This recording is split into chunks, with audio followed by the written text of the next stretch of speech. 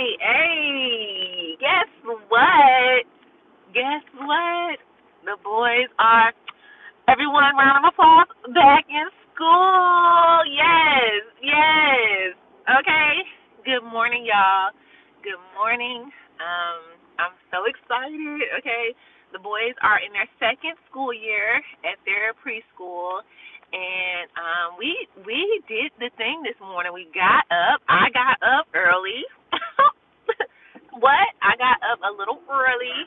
Hold on. I keep on doing that. Okay, so act like this never happened. Good morning. Hey, good morning. Guess what? The boys are back in school. Okay. And your girl is back to business hours, office hours. Y'all would be very, very proud of us this morning. We got to school on time. Last year, I was not aware. I didn't get the memo. Good morning. I did not get the memo about the lunch boxes, so we had lunches packed. I got up early today. So last year, I talked about 1% shifts, I believe.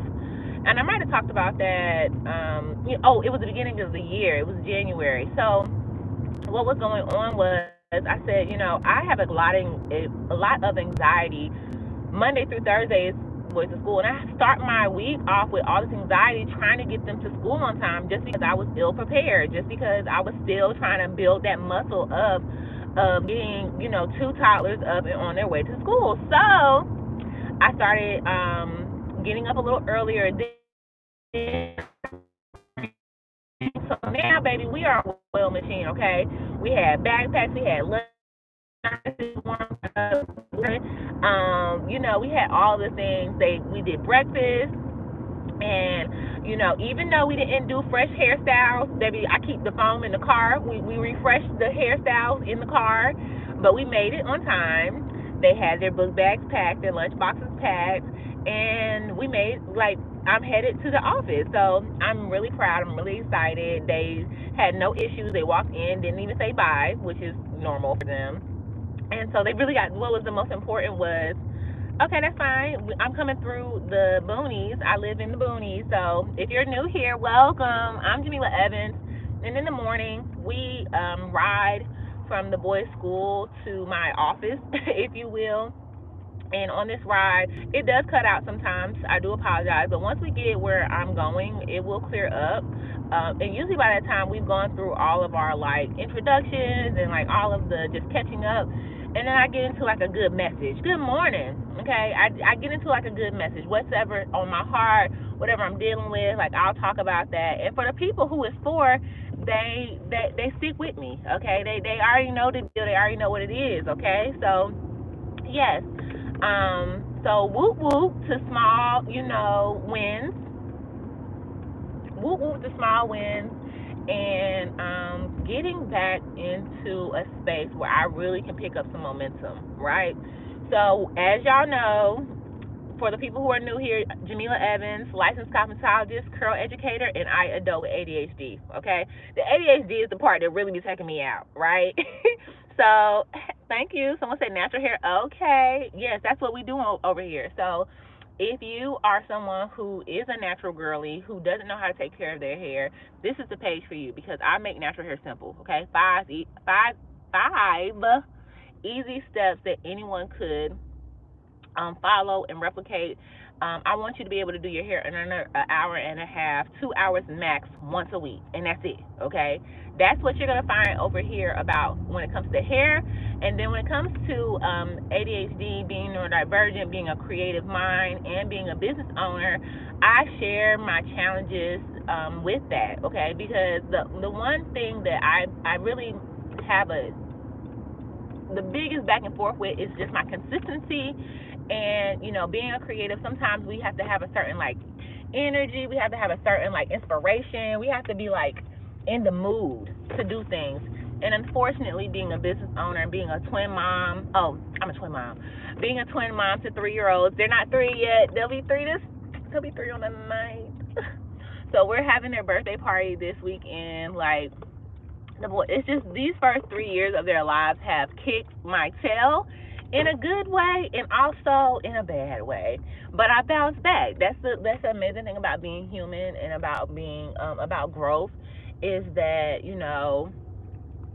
sometimes we have valleys, sometimes we're not our best selves, but that there's something to learn there. There's something to really take and get the lesson on and just be better. One moment, y'all, as I park, and then we're gonna get into today's conversation. Un momento. And let me make sure that we don't get onto the Wi-Fi because sometimes that makes the video bad too. Hold on. Let's see. Can y'all hear me okay? It's a little warm. Let me turn the air on. Hold on. So, what I wanted to come on and talk about today is getting comfortable with sharing your story. Okay? And this actually came to me the other day. I don't know what I was doing. I think I might have been in the bathroom or something like that. Let me read these messages real quick. Where's my sandwich? Oh, Gary, you be here for when I be in this my little sausage biscuit? Or you just joking? You acting like you know, or do you really know? Um, Bless your heart. Twins is a full time job alone, baby. So you get what you're. This is why we're here. The community. I need all the support I can get. Virtual, in real life. I really have appreciated all the community over the years. So, real quick before I get into being comfortable with sharing your story, for the newbies, I'm only 34. I say only, but I guess I'm starting to get like past 20 where I can be like I'm only. Okay. Anywho, and so I've been licensed for the past 10 years. I was in college. I dropped out. I was a college dropout. I was studying accounting, and child, no one told me that accounting degree was one of the hardest degrees to get. It may not be like an engineering or a biology degree, but those are degrees that you like know are hard to get. And so when I went in blindly loving math, but not wanting to be a math teacher, which is what I thought you could only do once you got a math degree, I wanted to make some money, so I decided to study accounting. Child, please, okay? So I was failing, and I was failing because I had undiagnosed ADHD, right? I wasn't doing well with my time management. I wasn't doing well with my consistency. And so I took a year off when I became 21 because I realized, like, look, girl, you're going to have to take care of yourself, okay? Some of the people that you know who have graduated with their degree, they are working in Food Lion. They are stocking shelves. And why do all of this hard work, pushing, yourself to get this degree and then still have to do a job that you could have gotten without this degree?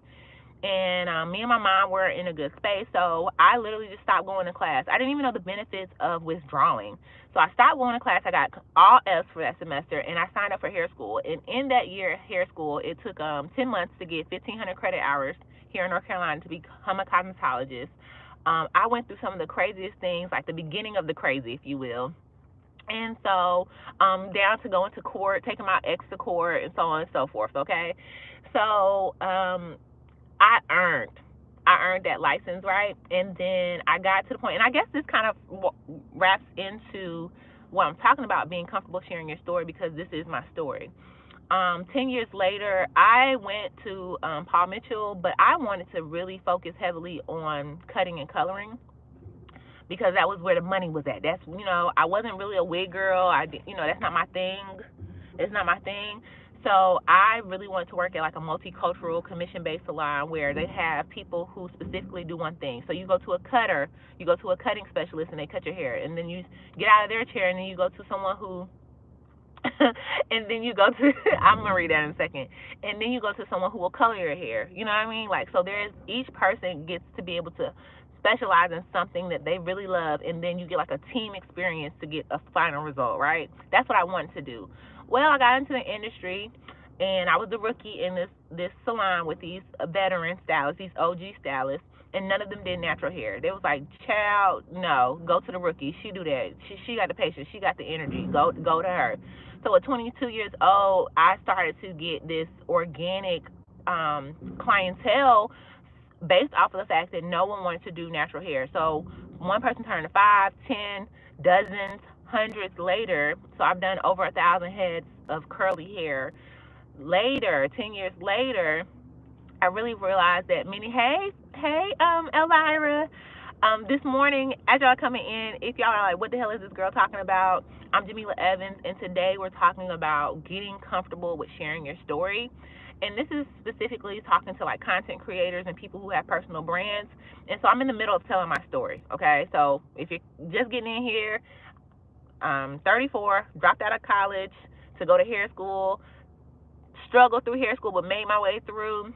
Went into the beauty industry, went to my first salon with these OG veteran stylists who were like 40, upwards of going into retirement, 60 years old, and none of them did natural hair. So, come to present day, hundreds hundreds of heads of curls, over 1,000 heads of curls later. I am now on YouTube as a twin mom, as a millennial wife, building community. And I appreciate you all virtually and in real life, my clientele in the salon, and the people who I have built relationships with online, to the point where I've met people from online in real life and gone and taught on stages in New Orleans. Like, it's so crazy, and it all came from being willing to share my story. So it came to me the other night where I was just like, yeah, like, people ask me about how do I get on here, and we talked about vulnerability and transparency on here. And honestly, I just don't have no shame. Okay, y'all for that car? Child, this is a parking lot. So really quick, let me read the comments. Elvira said, "Hey girl, hey," and then someone said, "Paul Mitchell, you got money." Financial aid is a thing. I'd already taken financial aid out to go to the university. So my thing is, if I'm going to do something, I'm going to do it all the way, right? Get out of here. So we don't do, real quick, real quick for the trolls, okay? We don't do trolls over here on this channel. If it's not for you, go ahead and back out gracefully before I cuss you out. Okay? All right. So yeah, I have told my story so many times now that it just rolls off the tip of my tongue. Some details I've become too long winded on, and then so really fast forward to like right now. So that's my story, but right now, a few years ago, I talked about my father and our relationship, and this Labor Day weekend was really like healing in ways that I could have never imagined. Okay, so if you go to my page on YouTube, my banner says One Healing Mama, right? My name is Janila Evans, but I have claimed the term One Healing Mama because I am a healing mama, okay? And I would like to build a community of other healing mamas, right? Really quickly, someone says, you're an inspiration. I'm thinking about starting a beauty school. Don't think about it. Do it. Don't think about it. Write it down. Don't think about it. Call SBA and get you a loan. Okay? Don't think about it. Get you a business plan together. It's that simple. It's as simple as just doing it. Like getting out of your head, writing down a to-do list, and starting. Okay? So, this Labor Day weekend, my dad has been in and out of my life throughout the years. He has been incarcerated. He said he did the math. As we were talking this weekend, he said he did the math, and my dad is like 53, 52, 53. He said he has spent 24 years of his life in and out of prison. Not consistently, like not consecutively, but like little gaps here and there, like little periods. They all added up to 24 years, right? So I'm 34. So you're trying to tell me that only 10 years of my life you've been out, and of those 10 years, that relationship was rocky then. So I also had to have a conversation, and this is a little side part. My dad has children. My dad has children. It's a few of us, right? And so I had to let him know that we all have handled his absence in someone says period. Yeah, someone says got to go, but I sub, keep doing you, boo. Thank you. Go and watch some of the videos. There are playlists that kind of take the things that I've talked about on here and groups them together. So if you're a beauty professional, I have a playlist called Free Game for Beauty Pros. If you are here for mental health, I have an ADHD and mental health video playlist. And then I think my other playlist I have is, oh shit, I might have one on like motherhood. I can't remember. But either way, so I had to let my dad know that if you've been gone for 24 years of people's lives, that they are whatever age. Like, take 24 from 34, you got to handle me like a 10-year-old, right? Like, you got to understand that each child handles your absence differently, and you have to take it on your chin that you weren't there. And if some of your children are upset, and if some of your children haven't healed, and if some of your children are kind of, distant, it's been 24 years of trauma, right? And so I'm the oldest, and in that, I get the great privilege of going forth in this world and doing things first, right? The gap between me and my brother on my dad's side is 11 months, and then the next one is like 2 years, right? And so, um, and they're guys, so those are two boys, and then there's girls after that. But guys and girls kind of mature differently, and we see things differently, and so sometimes I'm breaking things down to my siblings because I had to go through them first, right? As the oldest child, as the leader, if you will. And then at this point, I'm also parenting my parents, right? So fast forward to Labor Day weekend, my dad, my mom was also there, but my dad and his wife threw a little cookout at their house. Two of my siblings on my dad's side came, my sisters. My youngest sister has a baby, so I'm an auntie, and so we just my twins were there, my niece was there, my sisters, my dad, his wife, and even my sister's mom was there. Like, it was just like, this is new. I'm hanging out with my dad. I'm hanging out with his wife. This is like, my dad is really doing the work. And so, if you watch my stories on Instagram or Facebook the other day, like, that's why I said I was proud of him. And so, fast forward, we wanted to go. They were thinking about going to a lake nearby, a water park and lake nearby, but it was kind of gloomy yesterday. So it just ended up wrapping up where I was like, "Oh, y'all can come to my house." Because we had such a good time the other day at my dad and his wife's house, I was like, okay, y'all can just come here. And what's interesting is, like, I'm actually outside of the place where my car had got hit. So what happened was is that this particular well, I guess I'm gonna have to tell you what establishment it is, but they're rolling garbage can, like, how the garbage cans be looking like wheelbarrows, but they kind of big. It hit my car one day, and I was like, I was sitting in it, luckily, and I said, I know good and damn well this didn't just hit my car, right? And so a manager came out because I guess they saw it. It was like, did this just hit your car? Yes, it did. She's like, okay, let me get your information. Let me let you, the general manager, call you. And so he did. And in that, so the company is a wing company, and so they gave me a complimentary 50 piece wing family, and then they also, of course, offered to pay for my car or whatever. And I never used it. That was so long ago. So when I invited my family over, spur of the moment, yesterday at 11 o'clock, for them to come over at 3 after naps, I was like, oh, it's the time to go ahead and cash in on these 50 wings, if you will. So we had wings, we had mild buffalo, mild hot barbecue, and lemon pepper. Um, they came with the Cajun corn. Then someone brought fruit. It's Sunday, so in North Carolina we in the Bible Belt, so we didn't have no hard liquor, but I did get some Simply, little spiked Simplies. I don't know if y'all have had those, but they were a hit. They got gone. I brought wine. Yeah. My dad's wife, she's Spanish, so she made rice. She made Spanish rice. I don't like the fries from the wings place, so I ended up getting fries and frying them fresh, and we just had a good old time. My husband's Jamaican, so he ended up inviting the neighbors who are Jamaican as well, and then one of his good friends who has 3 children, and we were just in there, baby, just having a grand old time. Kids was everywhere. I had bought these little bubble blasters. That $3.50 was the best $3.50 I had ever spent. Now, I didn't know that these things was battery operated, but luckily I'm mom of the year because I still had Christmas batteries. I bought a 40 pack of Amazon batteries for Christmas, and I still had some of those. So they was running around the house blowing bubbles, and it just was a good time.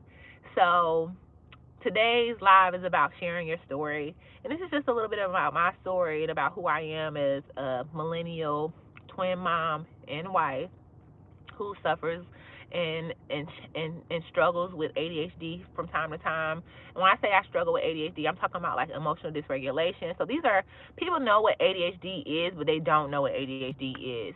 Just like you know what OCD is, you think someone who's just super anal and super like neat that they're OCD, but OCD is like anxiety and like constant like worry, and so that's why they keep on doing those routines. Like if they don't do the routine, then they feel like they're out of control, right? So they're compulsive about it. They're obsessed about it. Well, ADHD, when I say attention deficit disorder, what it means is that I lose interest easily on things. Things don't keep my interest because I feel so, in my opinion, based off of what I know, I feel so intensely about stuff. So if stuff doesn't give me that feeling, if stuff doesn't make me excited, then I'm not interested, right? That's called dopamine.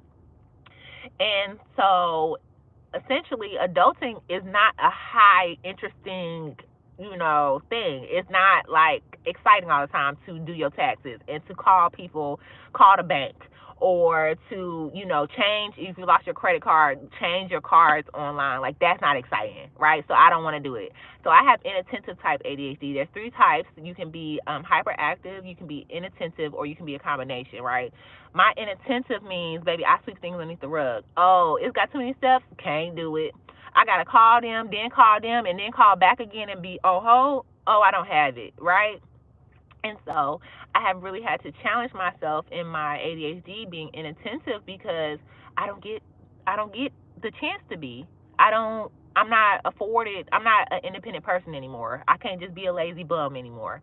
The kids got to get up and go to school. The husband needs things. I need things. And so I shared this. I tell my story because I know that there's someone else who may not be as aware, or someone who is like a few steps behind me, or a few years back as far as growth and development.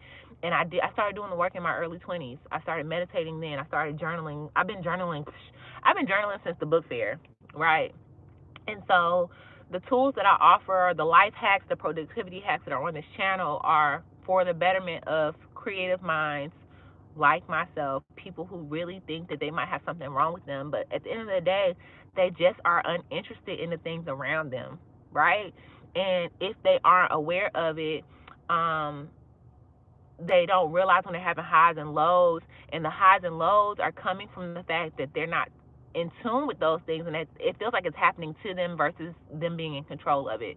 So when again, to go back around to the ADHD and attentive type, I have emotional dysregulation, so I can be extremely moody at times, which most people just think that that's women. So ADHD in women looks different than ADHD in men. We also have to deal with the hormones, right? Child, Jesus be offense, because who gave me these who gave me this gender, and it's just a lot at times, and you have to give yourself grace. So I talk about the FAR mindset, and when I say FAR mindset, it's a framework that I came up with. FAR, it means forgive yourself and resume. And a component also of ADHD is that you have self-esteem issues. And when I talk about self-esteem, okay, and after I say this, I'm gonna get off because we've been on here for 23 minutes. I'm just happy to see y'all because the boys been at home from during the summer for the past month, and anywho, get back on track. Um, what was I saying? Y'all help me. Here we go. This is what be happening. This is the tangents be tangenting. I know it's not a word. Um, it's okay. Sometimes I just pick up with a new point because I ain't got it, and then as I talk about it, then I'm like, oh, that's what it was. But needless to say, the emotional dysregulation, the executive dysfunction, being inattentive type, like, oh, self-esteem, there it goes. So with the self-esteem, I never thought I had self-esteem issues, right? I've always known, because I look just like my mom, and my mom is beautiful, she's gorgeous. So I was like, okay, girl, you don't have self-esteem issues. But it's not about the physical. It's not about, ADHD eats up your trust in yourself, okay? So because you can't trust yourself, because you said you wanted to do this thing and you didn't do this thing, because you have all these big goals and ambitions, or you're ambitious, and you're not doing the things, you're not showing up for yourself, that's when you start to have self-esteem issues. You start to have lower self-confidence in your ability to achieve, okay? So that is a component about ADHD that, like, it's bigger than just having a hyperactive mind and overthinking. It spills over into so many other things. So I share my story. We talk about sharing your story. I got comfortable with sharing my story because I knew that it would help someone, even if it only helps one person. Like right now, there's 3 people watching this. At one point in time, I think there was like 20 people on here. The 3 people who are still here, I'm assuming this is working for you all. If y'all in the chat, go ahead and hit me with a little hey or number one if you're still here or if this resonates with you. But yeah, life life be lifing, as we know. Adulting is eh, at times, but at the end of the day, if you have goals and if you want to be successful, you have to just do it, right? And I hate hearing that. Do it scared, just do it. Nike, just do it. Like it's a dead horse. You're beating a dead horse. But at the end of the day, it really is just that serious, right? So, I have tried medicine for my ADHD. I didn't particularly care for it. I went undiagnosed for 32 years. So hey, how's it going? U.S. quotes. I am well. So I went undiagnosed for 32 years. So for 32 years, I graduated Fayetteville State University with an accounting degree. I was able to go to hair school and knock out 1,500 credit hours in 10 months. I moved to Charlotte and, on my own. I did all these things even with having undiagnosed ADHD. So me getting my diagnosis wasn't like, it wasn't the end of the world, right? Because I knew that I still could get things done. I just needed to get things done more consistently because I had children. I had a family, and my family didn't allow me to have good days and bad days, on days and off days. I needed to be on, okay? Have you seen how many bottles twins could go through that you got to, like, sanitize? Newborn twins? Okay, they was taking shifts on keeping me up. One would go to sleep, one would wake up. So I could not be off. My moods couldn't. I couldn't just be subjected to my moods. And so let's not talk about postpartum. And at this point, it sounds like I'm complaining, but I'm just telling you that 3 years, the boys will be 3 on the ninth, and that first year was crazy. It was insane. 2 1-year-olds, okay. The second year, I was like finally getting out of the mud. I was finally not being as sluggish. I knew that I needed to get back to work, right? And then here we are going into the third year of the boy's life. I just came back from New Orleans. I don't know if y'all know what Bronner Brothers is, but I taught at Bronner Brothers, and I'm like, what? Because I went to the school that I graduated from and tried to be an instructor, and they didn't welcome me. They was like, we only do instructors by invite only, and I was like, well, who the hell y'all inviting? Who, and not to like try to have no ego, but who, if you're not inviting me, who was an A student, who was a exceptional student, who are you? Who is still in the community, who keeps their license, who has a salon? If you're not inviting me, then okay, whatever. So that pushed me, and I have a video on picking your platform and building your own platform, which also ties into sharing your story. And so I said, that's fine. Okay, you won't let me be an instructor in the school, but women still need natural hair women, curly hair women, black women still need to know how to do their hair. So I just taught one client after another client, dozens after hundreds, over 1,000 clients. I continued to teach. And then I started to record videos, and I started to teach people virtually. And I became a virtual curl coach. And then I applied to teach and speak at Bronner Brothers, and they accepted my session. We went down there, and the amazing thing about the internet is that I flew to New Orleans and talked with someone who I never ever met in person, who flew from Texas. We both collectively went to New Orleans. We collaborated for months. We did a Canva presentation. She brought a content, creator to come with her, someone to record everything, and we killed it, right? And she is also a natural hair educator. So build your platform, share your story. Don't be afraid of being vulnerable and transparent because it can help someone. If you went through it, then someone else is going through it. And if you push through it, then that means that you know how to. And that other person may not know how to. So, postpartum, mental health, going to therapy, going to get assessed and diagnosed at a psychological institution, speaking to a psychiatrist, like all these terms are terms that I never in my 20s, they weren't things. Like I never would have thought I was going to go to a psychiatrist and get prescribed medication for my how my brain works, you know? And someone else, there's taboo around that. And we don't see it in our community. When I say our community, we don't see brown women who are successful talking about their challenges on the back end. You would think that everything is peachy, and it's not. All right, I was crying. Okay, I was struggling. I have sound sensitivity. Them kids be crying. I be like, oh Lord, I can't do this. I need to leave. I need to get up out of here. You know, and so I have a book that I've been writing since the boys were born called "Overcoming the Unexpected." It is my deepest mission to finish that because I feel like I went through all those things, and pushing myself to complete that project would be a huge accomplishment for me because my ADHD makes it hard to complete tasks like that.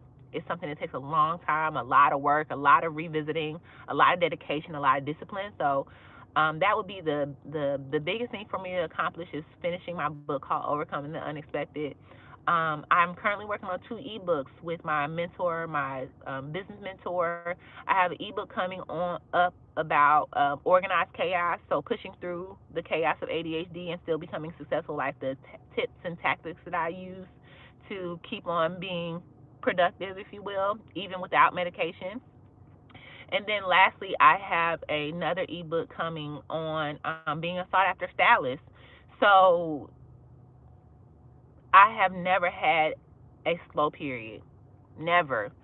I have at enough like deciding to do natural hair was probably the best thing that I ever could have done because it's like a drought out here.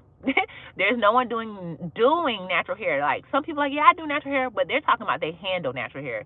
They're talking about they will do your hair if you're natural, but they're not styling your hair in a natural way.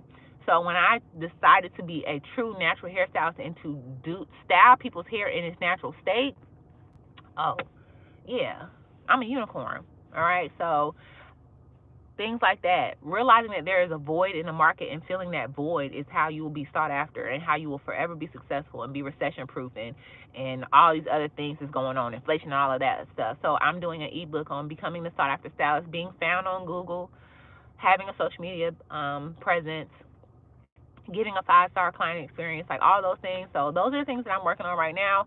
As far as this YouTube channel, yes, I pop on here about once or twice a week in the morning time on the car rides from the school.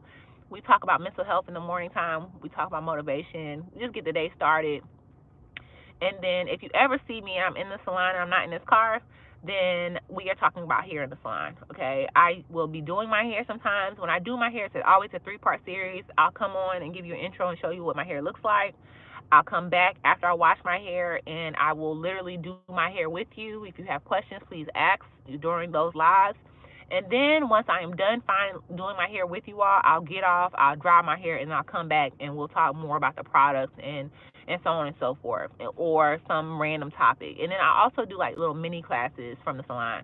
So I have my last mini class I think was on excessive shedding and the difference between it and breakage. So just knowledge, just information, just the things that I think are really important that aren't being talked about. We have real conversations over here.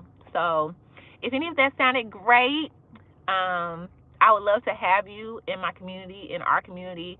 I would love to grow with you all. I would love to have more conversations with you all. I hope that this was helpful today. I'm so excited that I get to get back to my office hours because I have I'm just excited. I'm excited for the boys to get to a new teacher, a new school year. I'm excited for me because they'll be in school all the way up until like Thanksgiving break. So we have a good amount of time to get some running.